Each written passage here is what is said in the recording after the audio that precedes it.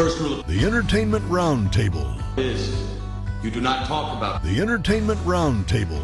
Wonder Twin powers activate! Gentlemen, you had my curiosity, but now you have my attention. I am the smartest man alive! How much clearer can I say? There's always money in the banana stand! Aliens! God, so stupid. What a dumb question. This is madness! This is The Entertainment Roundtable. It's time! Hey, welcome in. Saturday morning, bright and early. Well, maybe not so bright. We got rain coming in. We haven't seen rain in like 3 weeks. It's going to rain on a Saturday. What is going on? I blame Obama. Do you really? Okay. You might get that eventually as soon as Jeff over there, it's early in the morning, he's trying to figure out which microphone you're on. I think that's microphone 3. Yes, three. Hey, there it is. Yeah, there we go. Why you won't be changing stuff? I'm not changing anything. This is the microphone I'm on every Why won't time. be making mistakes and stuff? It's just too early in the morning to tell. Good morning to you, Jeff. Good morning, fellas. What's happening, man? Oh, you know, just fumbling my way through another Entertainment Roundtable. There you go. Jacob, how you doing? I'm doing great. You were wondering whether you were going to make it in this morning? Yeah, I didn't think I was going to be able to be here, but here I am. Yeah, welcome So, in. yeah. David, good morning. All Morning. well? Yeah, everything's all right. All right. You want to know who's not here? Josh. Of course. He's late. He's let me know he's on his way. You know, whatever. Ryan is here, though. How you doing, Ryan?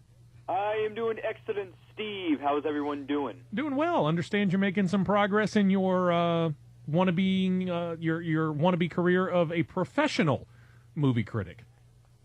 Yes, I am. I'm writing for my campus newspaper as their movie critic. I'll have a byline thrown out every week or just almost every week or so. And the show that I host, called the RPM Show, is about to kick off a new season with a new team on Thursdays at 3 o'clock p.m. Eastern Time. See, he's cheating on us. He's doing some other show. Yeah.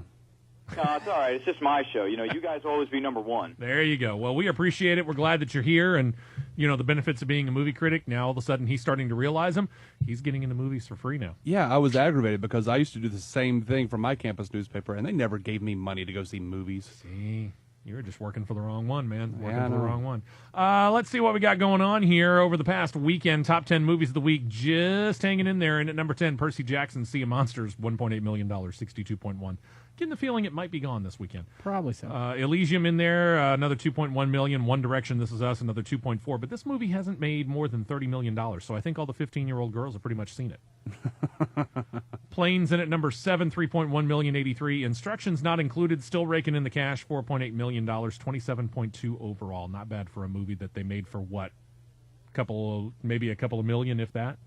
I forget what it was that Josh told us they made this thing for, but it was some almost ridiculously low amount of money, and they're just raking money in hand over fist on this thing. Yeah, if he had been here on time, he could tell us himself. Yeah, really. We really maybe we need to get him a better alarm clock maybe what to it get is. up this early. You might be right. Or we could clone him.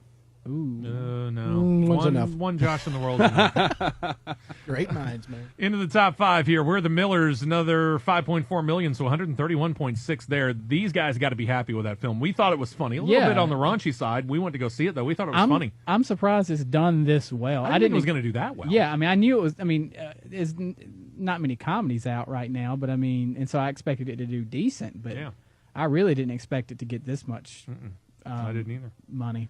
Lee Daniels, The Butler, continues to make money. It is now topped $100 million. As a matter of fact, hit that when the official numbers came out Monday morning or Monday evening. So congratulations to them. Riddick, $6.8 million, 31.1. Can't believe people are still going to see that movie. Yeah, I not haven't really seen it sure. yet, so I Not want really to. sure how it's gotten this much. Because I'm going to. I know people that know, like but it. just don't. That like it a lot. You know, like people that like this movie. I do. You didn't even like this movie, and you're I a didn't. Riddick fan. I know. And that's what I keep trying to tell them. I'm like, just because it's the same people doesn't make it good. It's like they took all the stuff that didn't work in the first two and decided to crank that up to 11. Wow. The family debuts to $14 million over the weekend. 2 of us have seen that. Yep. Ryan, any plans on seeing this? What? For the family, probably not. That's more of a Redbox or a free preview weekend type of film for me. You're not wrong. Well, let's go right over here to the man on my right. Jacob, your thoughts on The Family? Well, I have to agree a lot with what David said last week on a lot of it. It's really funny. It's a good movie. It's entertaining. There's some just weird plot things that don't seem to be convoluted for the sake of being convoluted, really. There's just some things in there that just... And there's a couple of... Even at the end, there's a couple of things that I remember walking out into the parking lot and asking Steve, how did that even happen? How did this go from one thing to the other? How did that even work? I mean, that doesn't even make any sense. So there may be some scenes that were lost on the cutting floor that made some things make more sense. But, I mean, like I say, very funny. The end is kind of weird. But it was a good movie. I enjoyed it overall. I'd say I'm going to give it a 6.5 out of 10. It's good. I'd wait for it to come out on rental. You were a little lower on that last week, weren't you? I was 5. You were on 5. Okay. I'm kind of split between the two of you. Very uneven film. The pacing of it, when it was going fast, it went fast. Right. Yeah. When it slowed down, it dragged. It was a brawl. So a very uneven film. Robert De Niro, not bad. Tommy Lee Jones plays the character that he played in The Fugitive, pretty much. That he plays in he does it every other film that he's ever in, which is why I love Tommy Lee Jones. That's what we want to see. He plays it well, but he's kind of underutilized. He is. And you want to talk about underutilized, I give you Michelle Pfeiffer on a silver platter. I don't think that her character was... I don't think that they dealt with her very well at all. No. I mean, one moment she's, the mom with the bomb, and the next moment she's, putting on an apron and baking cookies. They never really developed her character that well. It's just uneven. I agree. Plot points in there where you're kind of looking at them and going, how in the world did you get from point A to point B? Because point A to point B doesn't work in this case. To get from point A to point B, you would have had to go through C, D, E, F, G, H, I, and J, and you didn't explain any of those. Or even like times when it's like you can see how they got from point A to point B, but it's like, man, the things that would have had to have happened. I mean, that's an astronomical, way for that to happen. It would be interesting to, and I'm not going to buy it, but it would be interesting to see, like, say, a director's cut to see what they left on the cutting room floor that might have explained some of the stuff that was not explained in the film. I'd probably give this about I'll go 6 because it's not quite 5.5. It's kind of between 5.5 and I'll go ahead and go 6, but it's a tentative 6. See, I would say that they probably underutilized Michelle Pfeiffer because of how bad her accent went in and out. That's true. Although I will say this, other than Robert De Niro, I mean, I think that's kind of his default accent. Yeah. She kept it better than the kids. The kids were awful. Horrible. Yeah. So I don't know. The daughter especially was. Ugh. Yeah, and again, to make things work the way that they did, and to have, and you would know this, the three of us would know this, at the end of the film, where she ends up. At just the right moment, at the right place, at the right time. Right. It's so improbable. It's a tiny town, so there's that, but not. Yeah, but I mean, when she started off at the house and then ended up there, I know. No, I don't think it works. Really? Would you guys have rather have watched Taken 2 compared to this? Yes. Oh, there you have it. Yeah, I would have. I would have rather stayed home and watched old episodes of Doctor Who. In at number 1, Insidious Chapter 2, $40.2 million in its debut weekend. Wow. And Ryan, you saw this, right? Yes, I did. And you thought what? I saw it, last week as a kind of a sneak preview screening, as I am a good movie critic now. So I gave it a 7. He's a professional. I thought it was good, just not as good as The Conjuring. But $40 million for a film like this on a budget of like $5 million, that's insane. It's pretty much a film that it stands alone. I mean, there's nothing else out really in the theaters that's challenging it right now. You're Next, which you had mentioned, Jeff, last week, is going away from a lot of theaters, so it's not out in as many theaters as it was. So this one kind of stands all by itself. I can kind of see why it made $40 million. It's the only one of its kind right now that you can find on an easy-to-find basis. And then, Ryan, we get news that they're ready to come out with another one of these? Yes, sir. It's been official, and Insidious 3 is on the way. They're hoping to bring back, they got the same producers, I believe the same writing team. However, I don't think James Wan is going to be coming back anytime soon. And number two, we're not sure if the original cast is signed on yet. So they're very early, but they've greenlit it. Yes, the third installment. Yes, sir, yeah. Insidious 3. So far, it sounds like it'll be coming to a DVD bin in a Walmart near you. Yeah, maybe. When do we go from Insidious Chapter 3 to Insipid Chapter 1? I am not quite sure on that one. Just asking.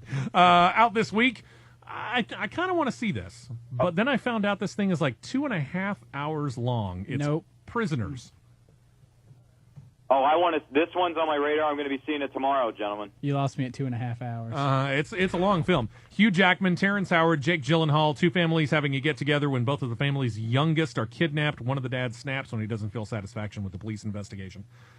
Again, the plot intrigues me. The actors intrigue me. 2.5 hours. That is a haul. Yeah, the trailer alone was too long. So, God, what the... This is a show where we talk about movies and stuff, right? And you guys are like, too much movie, man. It's too much movie. No, I'm just saying 2.5 hours is a long time. I mean, you and I sat through The Hobbit last year, and you and I walked out of The Hobbit and went, it'd be pretty good about 20 minutes less. I'm thinking, and I probably will go see the film. Because I know But I'm thinking I might walk out of there and think, I needed about 20 minutes less. It's possible. Here's my point on it. I like when movies are really long. When they first announced that it's like 3 hours long, I'm like, oh, that's going to be a good movie. But then when I watch the trailer and the trailer bores me and I want the trailer to be over, that 2.5 hours is suddenly a death sentence. I think what I'm worried about is Kevin Costner syndrome, where Dances with Wolves is this great, long, epic film, and you think, okay, well, he's going to go out and he's going to do this with Wyatt Earp. Mm-hmm. And you think, okay, yeah, same guy, can't go wrong, right? And it's 3 hours. I mean, heck, he must have packed in his entire life. Yeah, he packed in his entire long life. Wyatt Earp brush his teeth. And then he did Waterworld. Yeah, and then he came out with Waterworld, and then he came out with The Postman. Actually, I liked The Postman. Waterworld, but Postman was actually had some really interesting ideas in it. The Postman could have been a lot better had it been about half an hour shorter. I agree. Maybe even an hour. Maybe even an hour. As long as they don't cut the Tom Petty scene. Yeah. And another film coming out, I guess in wide release. I'd never heard of this. Battle of the Year. It stars Josh Holloway. Who is Josh Holloway? Why does that name come to mind? Because he was on Lost. in Mission Impossible 4 and he played Sawyer on the great television series known as Lost. Thank you. Apparently this is one of those dance competition movies. Apparently this one dealing with an international dance crew competition. You know how I love my international dance crew competition movies. I'm going to shake it like a Polaroid picture, y'all. That's you right. You should. These things you going to be twerking in the theater there, man? You know it. These things are like Fast and Furious for dancing. Yeah. Work that twerk. Wow. Out in limited release, so you got to look for it if you really, really want to check it out this weekend. Wizard of Oz IMAX 3D conversion. About 400 to 500 movie theaters, I think, across the nation are playing this. Rush, starring Chris Hemsworth, about the 70s Formula One rivalry between Niki Lauda and James Hunt. That will be in wide release next week, but in limited release this week. Thanks for Sharing stars Mark Ruffalo, Gwyneth Paltrow, Tim Robbins. You got something called After Tiller. There's COG. There's something called The Colony, which stars Lawrence Fishburne and Bill Paxton. A movie called Enough Said, starring Julia Louis-Dreyfus. And it's notable because this is James Gandolfini in his last starring role. He passed away over the summertime, as you know. Generation Iron, a documentary about weightlifting, which features Mickey Rourke, Arnold, and Lou Ferrigno. And something called A Single Shot, which stars William H. Macy and Jason Isaacs. Oh, my gosh. And it's also got, what can I think of his name? There's a couple of other people in there. Those were the two that immediately said, I got to talk about these two. He was the guy who was in Iron Man 2, the bad guy. Help me out here. Oh, you mean Sam Rockwell? Sam Rockwell is yes. in it. I watched the trailer for that yesterday. It looks good. You're going to have to do some searching. I'm not sure it's around here, man. Of course not. Yeah. In theaters next week, wide release for Rush. Mentioned that. The animated Cloudy with a Chance of Meatballs 2. Baggage Claim stars Paula Patton. I had like 4 names on the top of my head, and I can't even think. But yeah, there's that. And then there's Don John. This is... Joseph Gordon-Levitt. Thank you. It's another one of those 3 named guys. Joseph Gordon-Levitt in a film that... I don't know. It seems interesting. I know that Jacob wants to go see it. Yeah, I do. I'll see it. I'd like to see So that's 2 to 3. Ryan? Of these movies next week. I'm actually going to see this next week at a special sneak preview. So that's 3. I might go check it out. I know I'm in on Cloudy with a Chance of Meatballs. My wife loved the first one, so we'll probably go back and check out the second one.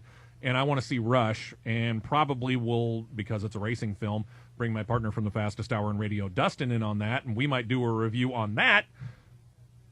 I got a lot of movies I got to see. Yep. Will I even have time to fit Prisoners in? Now becomes the question. I don't know. I don't know. It's 2.5 hours. That is such a. It might have to wait. It might have to wait. It might have to wait until, I don't know. It won't be. It may not be this weekend. Might have to wait until Monday or Tuesday. So, whatever works, man. Hey, got to do what you got to do, right?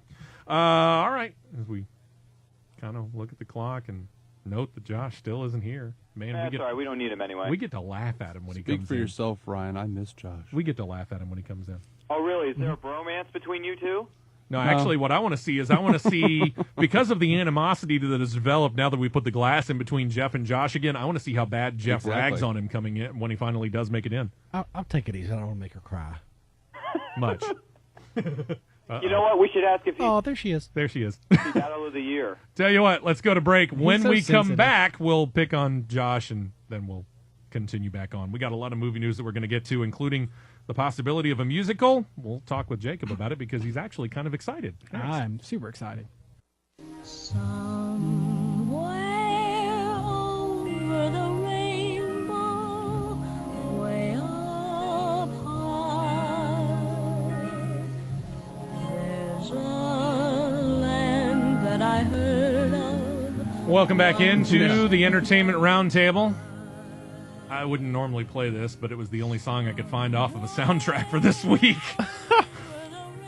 So there you go. Judy Garland out of The Wizard of Oz. If you can find it, it's out in limited release IMAX 3D. 75th anniversary for that historical film. So there you go, little Judy Garland. Quickly want to send out condolences from the Entertainment Roundtable to the family and friends of one Richard C. Seraphin, a TV and movie director. For those of you that are in the car world, you would probably best know him as the director of the cult movie classic Vanishing Point. He passed away at the age of 83 earlier this week, so wanted to say sorry to hear about that.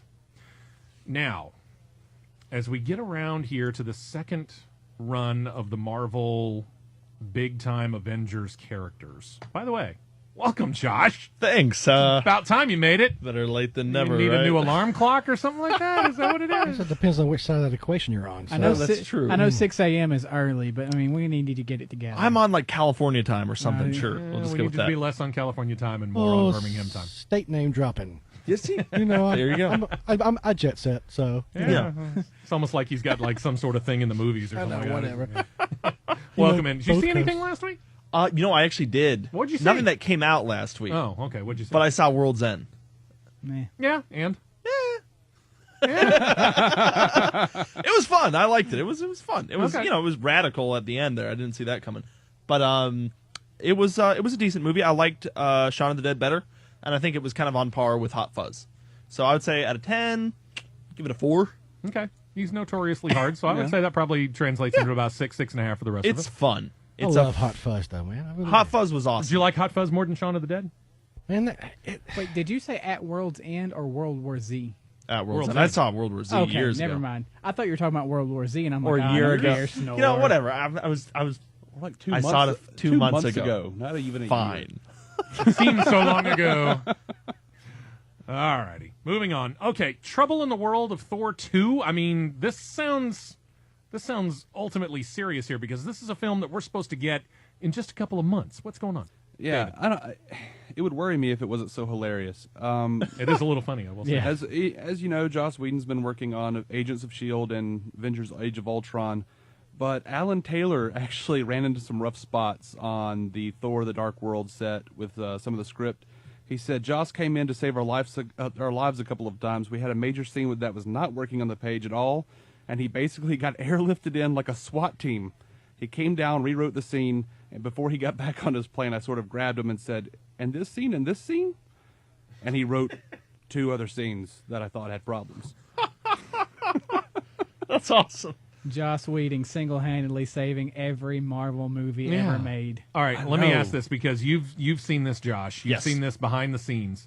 You know as well as I do how many special effects need to be kind of involved in something like a Thor. Yep.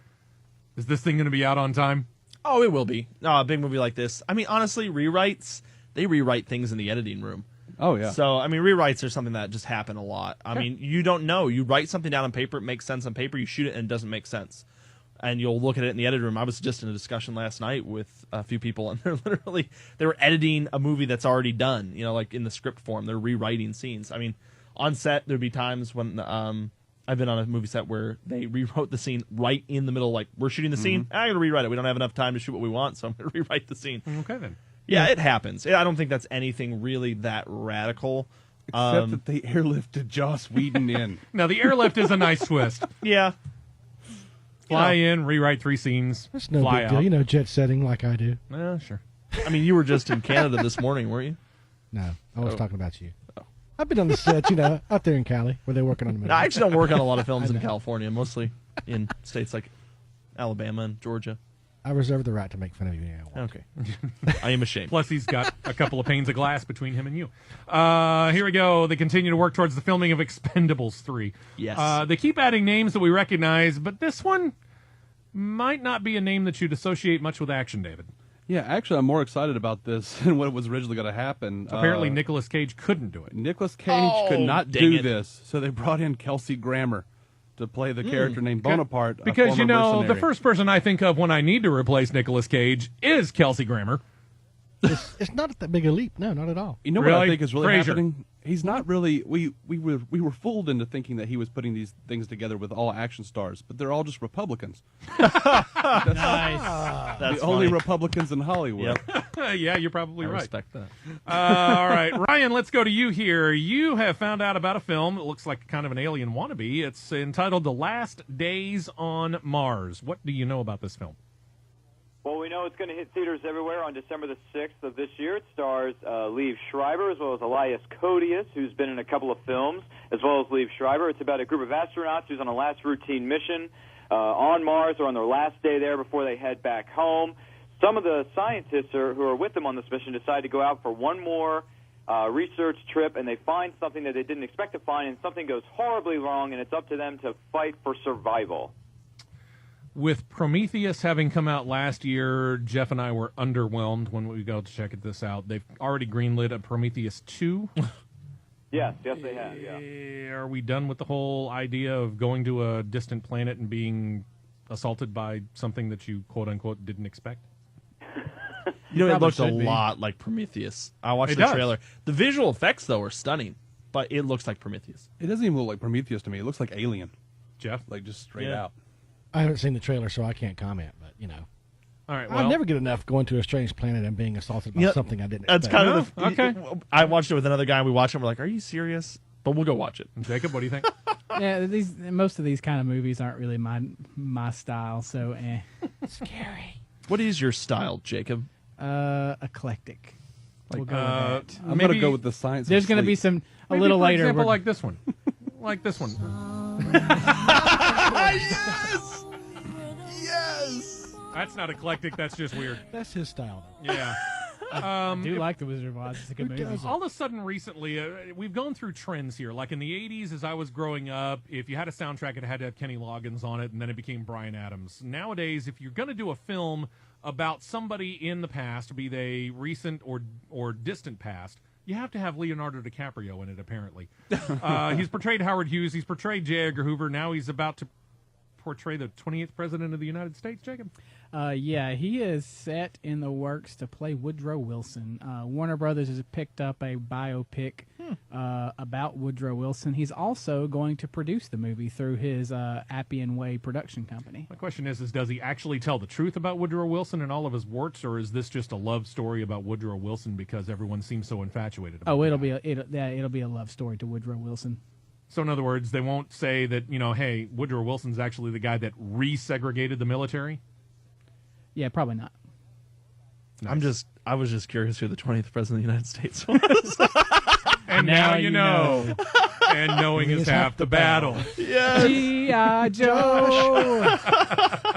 I was just curious, like, who is it? Sorry. Oh.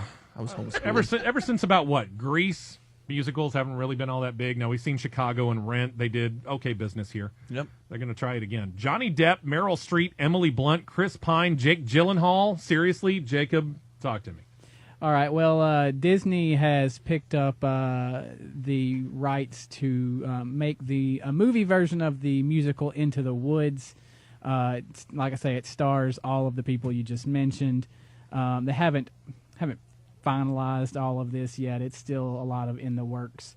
But if you haven't ever seen the musical, it's hilarious. Got a lot of adult comedy in it. It has a rapping witch in it. Yes. I mean, He actually showed me on YouTube a Broadway play or off-Broadway play version of this with Bernadette Peters portraying the witch rapping. It was actually pretty funny. Now, is this like funny. a Mary Poppins kind of musical, or is it like a Les Mis musical where it's like no dialogue, just music? No, this is like a mashup of fairy tales from Disney. Okay, I'm and put to music. It's like I say, it's funny. I mean, like I say, I'm not a huge musicals fan, but I love musicals. I've seen this live, and it was hilarious. So I'm interested in the movie version of this, especially when you put in stuff like Johnny Depp. You got Anna Kendrick in Emily it. Blunt. Please tell me that Chris Pine. Please tell me Meryl Streep's going to be the witch, because there's yes, just a part of me that I want to see Meryl Streep rap so bad. Me too. That's it. I want to see Meryl Streep rapping. I want to see that. I have no idea why that intrigues me so much, but for some reason I just have this need to see Meryl Streep rap, because I'm thinking she's just ultimately white. At this point, I think you could go ahead and see that by rewatching The Wedding Singer. The rapping granny. That was funny, but that's not Meryl Streep. Like, Meryl Streep is this woman who's supposed to be so august and she's so revered, but she's so old. Well, at this and point in that her makes career, it even funnier. She has earned the right to get out there and break it down. That's right. I want to see it. Toss out some fat beats, Meryl. Nothing to add to this. She's just Meryl from the street, y'all. Yeah, no kidding. Over here, Ryan, we've already talked about the fact that they've done, I think they've greenlit, the next 10 Fast and Furious films? Is that right? Anyway, they're making money. So Ryan's pre-bought every one of those tickets. They should just make it a TV series, but just release it on in the theaters at this point, because one comes out every year. But they're going to keep coming out with some of the older characters here. Tell me a little bit about this. Yes, sir. For their next installment, Fast and Furious 7, they're deciding to go back and bring back characters from the Fast and the Furious Tokyo Drift. Mainly speaking, Lucas Black, who played the character of Sean Boswell in Tokyo Drift, he is going to be appearing in Fast 7 as part of Dominic Toretto's crew. Okay, so have we brought back everybody that we can now, or not? Well, I think the only character they're missing from the previous installments-wise, I think, is Leon, who was a supporting character in the very first installment of the franchise. But you know what? They're also saying, the rumor is that they're going to sign Lucas Black to be in Fast 8 and perhaps even 9. But you know what? Let's not count all the chickens before they hatch just yet. I think Fast 7 should be the conclusion of this whole thing. Well, I mean, after this many movies, there just aren't that many actors left to play in the movie. They've used them all. Wow. I'll start reinventing like they did in Tokyo Drift. Why does he want to do that? He's just a boy. They really do need to end this, though. It's gone way too long. Well, they're still making a lot of money, though. If they go back and they bring back Burt Reynolds as the Bandit, then we know it's dead. Oh, I'm going to go back and watch all of them if they do that. Let's see how they work in the Bandit into this one. Anyway, let's see here. To David, James Cameron set to go back to the world. He introduced us in Avatar. We've talked about this. He's doing 2 that we know of. He's going to be working with someone, reportedly. Rumor has come out that he's going to be working with someone he's very familiar with, going back to his Terminator days. But then you found out about an update. Talk about what the rumor was, and then what the gentleman said about it. Well, the rumor was that Arnold Schwarzenegger was going to be playing a villain of some sort in Avatar 2. Arnold Schwarzenegger playing a villain in a James Cameron film. Where have we seen very that before? original. But a spokesperson for 20th Century Fox actually responded to the rumor and said that there was no truth to it. Oh, so we're not going to get that. Because spokespeople have never come out and said that there's no truth to anything. Yeah, and really. Complete truth to it. You got us, y'all. It's just Avatar. It's just the sequel to Avatar, the movie that's made more money than any other movie in the history of the movie-making world. Yeah, we could step it up and do Arnold, but hey, don't pay attention to this. Wait, what would it be stepping it up to bring in Arnold? I don't know. I don't think so. I think it'd be think so either. dragging it down. I really do think so, too. Oh, sorry. Dragging it down. Get down. Get down. Get down. Get down from the tree. I really wish that he would just Go To the chopper. retire, find a chopper somewhere and just retire. But if you think about it, it would be an appropriate line for Avatar. Get to the chopper. Right. Yeah. I do want to hear Arnold go, give the people oil. You know, I think it would be funny to see him if he played a similar role to like who was that general guy in the last one? That's exactly what they were talking about. Yeah, if he plays like a That role role? like that guy was kind of characterized, overacted kind Yeah. of character. It could be wrong. Arnold could play it. Oh, you're talking about Stephen Lang's character. And by the way, Yeah. this whole Avatar thing is ridiculous. They should have stopped at 1, and now they're making 5 sequels. Because How it many? was the highest grossing film of all time, Ryan. They're Well, not yeah, gonna it's only because stop it made there. such a ridiculous amount of bank that they're going to go there. My question is can we keep up the quality? No, we can't. It's James Stop at 1, Cameron, 2, 3, guys. 4, James 6, Cameron. Not going to make any difference. No, listen to James Ryan. He knows Cameron what he's is- talking about. He's seen all the Transformers movies, so he knows when you should have stopped early and the quality dips. Before you make whatever comment about It's James James- Cameron, before Yes. you do, Oh. did you watch what I sent you? I didn't watch. See, I'm sorry. Not only is he here late, he didn't do his homework. I know. James Cameron is not going to screw up Avatar 2. He's made is. 2 movies in the last 20 years, and both of them are the highest grossing movies of all time. He might not if he just does what he does best and rip off some other writer. I keep trying to forget Titanic, and Josh keeps bringing it back up. Titanic was awesome. Titanic was horrible. No, it wasn't. It was a good movie, my friend. Titanic was It was horrible. Jack. Talk about a I'm movie just- that was too long. I'm just saying both Yeah, of them no could have kidding. fit on that piece of wood. I know. They I both know. could have fit on that. I mean, Yeah. what's up with that? Let's. Selfish. Not with their love. I will say this again. 2 best parts of Titanic for me. As the boat is sinking, you see the gentleman who falls off the back that's- of the ship that's and the drops best part. down and smacks the propeller on the I way look down. forward to that every single time I watch it. Like that, and quite frankly, when Leonardo DiCaprio's character dies. I have other scenes I like more than that. The rest of the I don't movie, know what you're talking about. chunk it. Not even. I don't care. I honestly don't know what he's talking about. It's a You haven't seen it? I'll have to get on Oh, my I've sketch seen pad. it. Oh, okay. Let's do one more thing here, and we got to go to break. Latest casting news from Hunger Games: Mockingjay. It seems like every week we get something here. Yeah, We're still casting. We're getting new stuff. Jeff, this lady you're familiar with. You liked the show American Horror Story. I do. I do like the show. Then good show. you're gonna recognize this lady, Jacob. What do you know? Yeah, they have signed Lily Rabe. I think I'm pronouncing her name correctly. To play Commander Lime in the Hunger Games Mockingjay Parts 1 and 2. Commander Lime's a past victor of an unknown Hunger Games who oversees the rebellion in District 2. So she's going to be in both of those movies. All right. Labor's Lime. That's right. Nice. So here we go. So you in now? Oh, well, I've always been in. Okay, that's true. But You I'm- like Hunger Games. I'm even more in now. I'm dug in like a This just kid. settles it. I'm good. Right. All right, very good. When we come back, hey, all of us who like Pacific Rim, I know when we can take it home. Ryan's going to tell us when we come back on the other side. And we've got some shows that we need to preview because some shows are starting to premiere. 1, maybe worth it. 2, certainly not. I'll tell you which 2 those are next.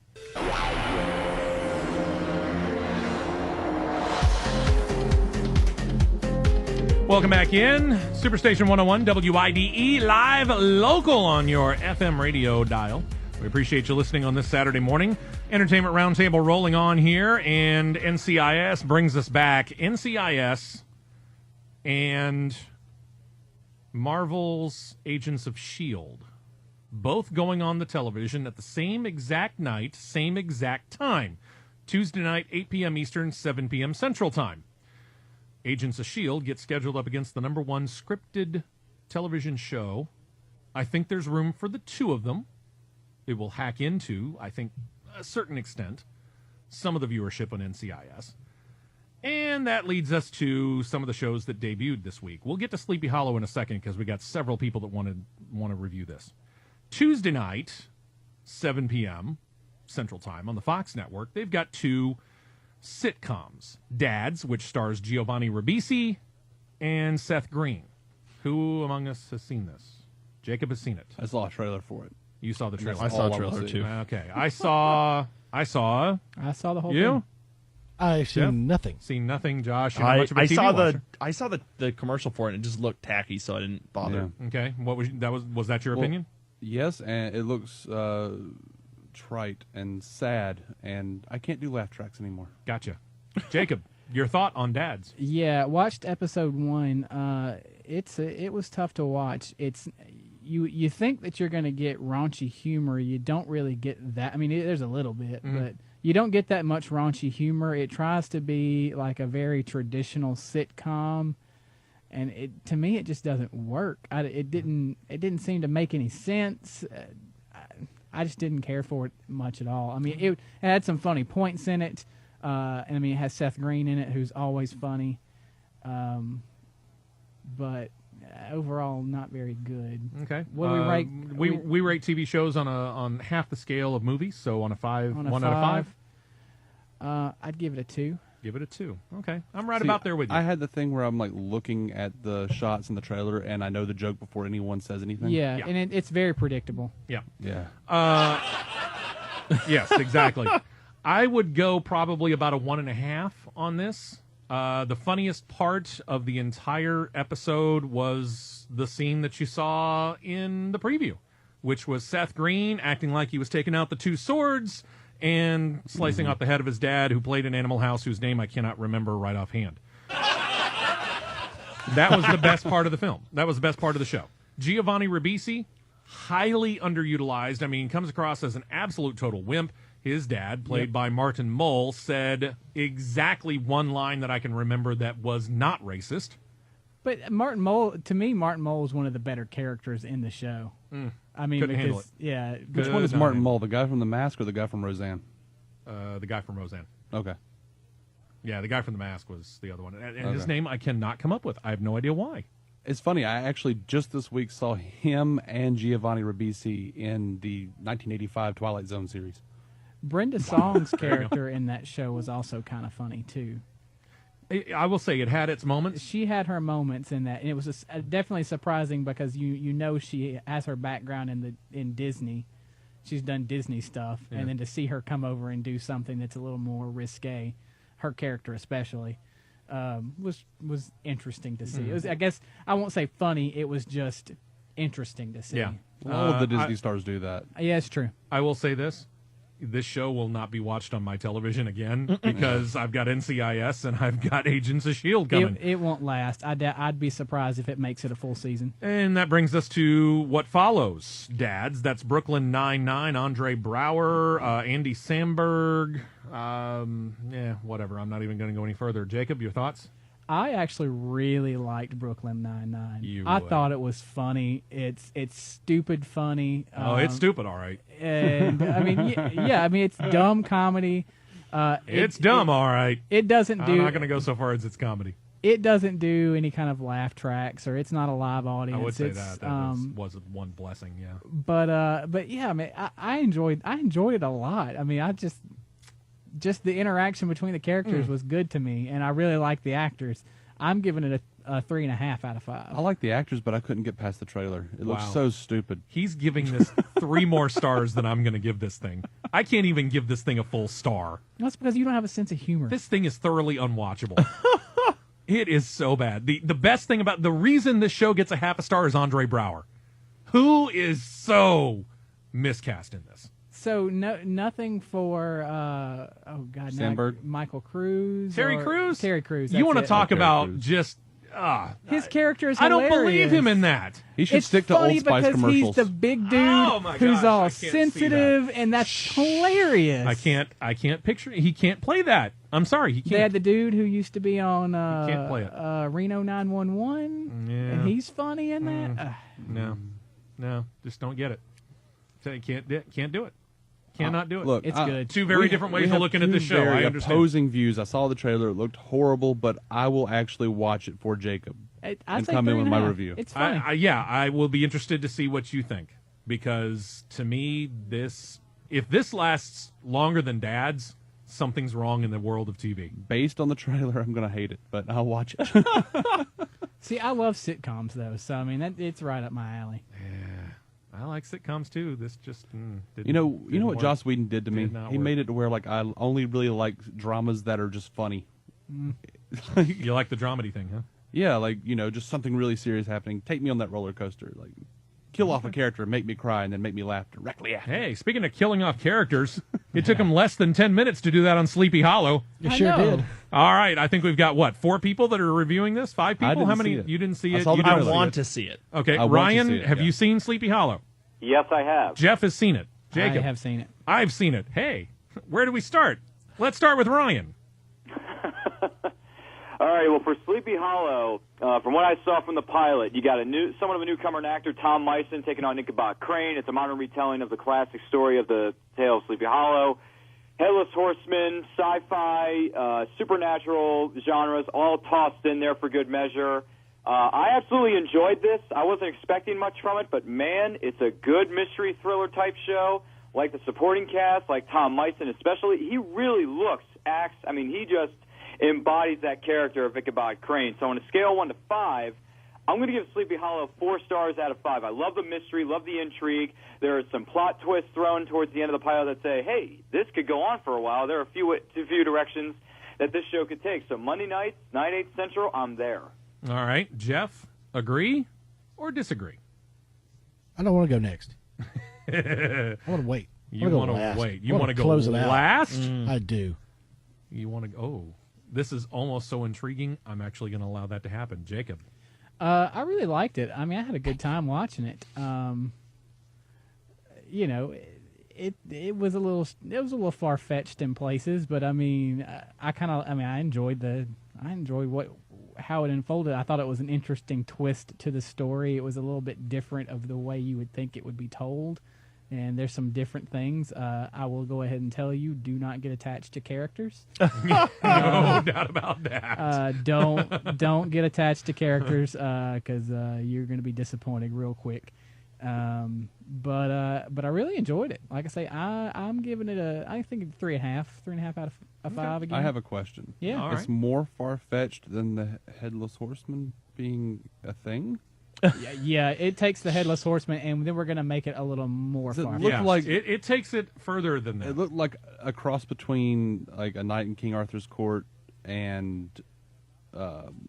obviously Sleepy Hollow and National Treasure. That's what it looked like to me in the trailer. Yeah, Kind of, yeah. It's like a reverse of A Night in King Arthur's Court. Right. You just bring it. It's going backwards. It's just a fish out of water story. Yeah, but it's good. It's good. So you go 3.5? 3.5 for me. Okay. I liked it. I thought it was a good show. Dark. I could tell that with Elementary's success, they were like, okay, we can take fictional characters and we can put them into present day and somewhat real life. How they ended up falling on the idea of doing that with Sleepy Hollow, not really sure. Like the guy Out of Time, I think a couple of people might have accepted things a little faster than what most normal people would have and said, oh, yeah, you served under George Washington? Sure, yeah, whatever. yeah. Okay, cool. By the way, help us solve this mystery. Wait a minute, huh? Yeah, don't get attached to characters. No. One died within the first 10 minutes, and another... I was very disappointed about the first one. I'm like, really? And then a recognizable name actor, I'm not going to say who it is for those of you who haven't seen it yet, but a recognizable name actor shows up in the first episode and is dead by the end of it. Okay, seeing as how there's one recognizable name actor, they know who it is. I mean, now. one big recognizable name. I mean, you're going to recognize several of the names that are in this. Right. But this one, you look at it and go, oh, okay, I see, nice job between a couple of movies that we know of. This could be good for him. Was this He Bad doesn't Robot? make it. It's true. So, know. it's kind of fun. I know it's the writers of Star Trek, but I was wondering if it was Bad Robot who did it. I don't think it was Bad Robot, not as I remember seeing. No, I don't believe that icon ever showed up in the credits. I don't remember seeing that. But otherwise, it intrigued me enough, the idea of taking a fictional character, putting him in a real-life situation in modern day. I don't know. I'm going to give it a shot. The one guy who I'm a little curious about is Orlando Jones. Yeah. He's doing okay in the role. It's weird for him. But why am I, every time I see him pop up, why do I see him in the role that he portrayed in the movie The Replacements with Keanu Reeves? And I can't take him seriously all of a it's sudden. weird Dude, that this he's guy- playing a serious character. That is better than what I see. Every time I see him, I just see like a 7-Up commercial. See, I could go there too, but for some reason I just see him, and it's not that I'm seeing him just in the movie The Replacements. I'm actually seeing him, if you've seen the movie The Replacements, you know what I'm talking about, where they're in jail and they're all singing, oh gosh, now all of a sudden the song just went right out of my head, but they're all doing the line dance and they're singing the film. Mm-hmm. I Will Survive by Gloria Gaynor. I can only see that scene, and then I look at him trying to portray the serious character, and I go, I don't get it. Well, it's only been one episode. Let's give every actor the benefit of the doubt. But by the way, killing off the one character in the very beginning, you don't do that to an actor who played Lex Luthor. That's what I said. Lex Luthor would not have gone out like You're that. probably right. In the end, I'm going to give it 3 stars out of 5, but it is certainly something I'm going to continue to watch and see where it leads. All right, we got Halloween. Oh, wait a minute. I'm sorry. That's right. You wanted to go last. Yes. So we go after all the build-up. He was hoping you'd forget. And get the final of the 4 reviews. Jeff, your thought on Sleepy Hollow. I don't know where this thing is going, but I'm strapping in and taking the ride, my friend. Because this thing, there's so many genre mashups. Yeah. Historical fiction. You've got, based on the Sleepy Hollow story, you've got Bible prophecy. I wouldn't have been surprised if at the end a spaceship landed with Jesus at the wheel. That's all the... Not to mention the... Only if we can get Carrie Underwood singing the song "Jesus Take the Wheel." Exactly, and I'll be honest with you, this was by far the best thing that Len Wiseman has ever directed. What? I will ask, does it seem like it's going to be following like a procedural castle type show? Or is it actually going to have a storyline? I think it will be more castle than CSI or NCIS. I mean, they're trying to solve a mystery. I mean, there's no doubt about it. Yeah, but it's just one long overarching. I mean, you've got, like I said, Bible prophecy, basically time travel / whatever. It wasn't really time travel. It was almost more like suspended animation. Yeah, suspended animation kind of thing. Yeah. But I think they'll end up doing a bunch of different mysteries, but with one big overarching mystery. Right. Yeah. I mean, and by the way, the mirror trick, cool stuff. Yes. Like that. All right. And once the Headless Horseman shows up, just strapped to the gills, I was like, yeah, I'm so in on this, man. Yes. Are you kidding me? And I did. Carrying an AK-47, how can you say no to that? Yeah, you can't. Well, You and can't here's say the it. other thing. Did anybody catch this towards the end of the debut when he's out there wielding the axe and he's slicing things in half, and one of them is the street sign that's basically like horse crossing? You realize what he did when he hacked that sign. He cut the head off of the guy that was on the horse on the sign, right? Oh, I didn't see that. I missed that, but I still have my DVR, and I plan on revisiting it soon. Go back and check that out. It was just so much. I can't believe it's worth checking they're out. really going this crazy with it. Yeah, And it's worth checking out. I'm in it, man. Yeah, worth In it checking to out. win it. We got a lot of premieres coming up this week. Oh, do we ever? We might have to do the first 2 segments of next week's show really short, so that we have plenty of time to do reviews coming up next week's show. Might as well. There's nothing coming out in theaters, really. Not much. Oh, I still Not can't. much. Key and Peele started last night too. I haven't watched that yet. Oh, The there you third go. season. I love that show. Speaking of being on television, if you want to watch some movies on TV, Iron Man 3 comes out Tuesday. The 25th anniversary edition of Halloween comes out on Tuesday on DVD, and you can get the entire Dark Knight trilogy, subtitled The Ultimate Collector's Edition next Haven't Tuesday. we had about 3 or 4 different versions of This the Dark one's Knight trilogy? This one's the ultimate. Not the ultimate one, This Jason. one's the Next ultimate. is the penultimate. Right. Does this version have a version of The Dark Knight Rises that didn't suck? Oh, Matt. Come on. They all do. Every one of them does. Something. You better watch your mouth. I'm with you, Ryan. I'm in vicinity of this Joker. All right, hang on. TV series releases, plenty of those. Doctor Who fan over across from me, David. Season 7 of Doctor Who comes out on DVD. Yay. I love this. Volume 11 of Family Guy. Season 7 of something called Foyle's War. What is this? Never heard of that. Anybody? Yep. Bueller? Nada. Going once, going twice. Not sold. Season 1 of Hannibal. Season 4 of Modern Family. I love Modern Family. Those last 2 are coming home with me. Yep. One more, the CD DVD combo pack of Nirvana Live and Loud. Nice. Pretty cool. Whatever. We all pretty much like Pacific Rim here on the show. We know when it can come home for us to own, should we choose to do so, like Jeff and probably me and David. I'll get it. Probably me. I'll get it on Blu-ray because I want to see the behind the scenes. So pretty much all of us. Ryan, when can we buy this and bring it home? Yes, sir. You can get Pacific Rim on Blu-ray and DVD on October the 15th. Mark your calendars now and be there. See? Want to make sure not this even was, a month. This was not Paramount, right? It was I believe Because it was Warner Brothers and Legendary, wasn't that's it? right, thank you. So they probably will put the special features on the disc instead of doing like they did with Star Trek. Yeah, exactly. I was Wait, a what little did they do disappointed with about that. Wait, what did they do with Star Trek? There were like 3 different versions. Yeah, yeah. They had like 5 or 6 different versions. And you had for to go every store. online. Yeah, for and some depending on which content. store you go to, you get different cover artwork. You know, I did think it was kind of weak, the behind the scenes I saw for Star Trek that we bought. So. Because you got the wrong version. Where'd you get it from? I think we got it from Walmart. Should have gone to Target. Or Best Buy. Or Really? Amazon. Yeah. Or Amazon. Yeah, just, That's who knows? ridiculous. If you don't like what you get on one, you got to go to someplace else and get all. There's no one package that's out right now that gives you everything. They all have different versions Okay. of the That's why special. I'm not buying it. Nobody's buying DVDs. That's why they're doing that. Yeah. All right, here we go. Starting to get into television season pretty soon next month. Halloween specials. Not even 1 month from now. It's less than a month from now when the first Halloween special comes up. Brand new one.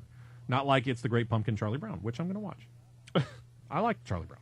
I've always liked Charlie Brown. Charlie Brown's great. But we got a new one. This one, ABC's airing it. It's from Pixar. Ryan, tell us about this. Yes, sir. In a very surprising turn of events, your favorite toys are coming back for a TV special. It's going to be called Toy Story of Terror. It's going to hit ABC on Wednesday night, October the 16th at 8, 7 Central. Something strange and bizarre is going on around their neighborhood, and the toys want to find out what it is. This thing's going to be a hit. Yeah. I mean, it's Toy Story, one of the greatest trilogies of all time. I'm in. And they got all the voices back and everything? Everybody's back. It's going to be a hit.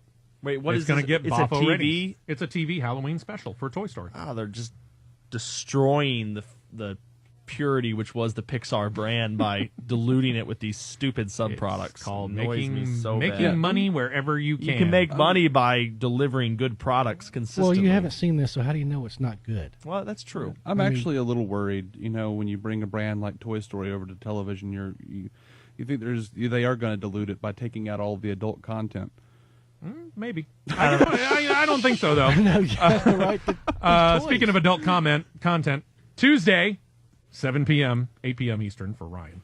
Agents of S.H.I.E.L.D. getting ready for the big debut, but David, they've got a spin-off series in mind. Well, when the Iron Man 3 DVD comes out, there's going to be a short on it called Agent Carter, starring Haley Atwell as Agent Peggy Carter. And it looks like they're actually developing a television series, a companion series of sorts for Agents of S.H.I.E.L.D. that will be about Agent Carter. I don't know whether that has legs. She does. I don't know whether the show does. I think it could be cool. I mean, Captain America's frozen. She's empowered. Yeah, all right. One more thing. Whedon's Alley. One more thing, Ryan, real quick. NBC, I believe it is, bringing back the character of Ironside, going to be played by Blair Underwood. Person familiar to us from Lethal Weapon, going to be on the show.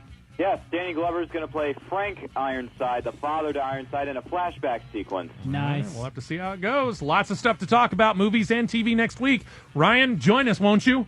Yes, sir. I will be more than happy to join in on the fun. Liking it. We'll talk to you 1 week from today. David, Josh, thank you so much, even though you were late.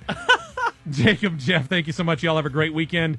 Try and dodge the raindrops today. Enjoy the movies and the TV that you do watch, and we'll talk all about it again 1 week from today. And next, we get to talk about the racing in the world in the fastest hour in radio. Stick around.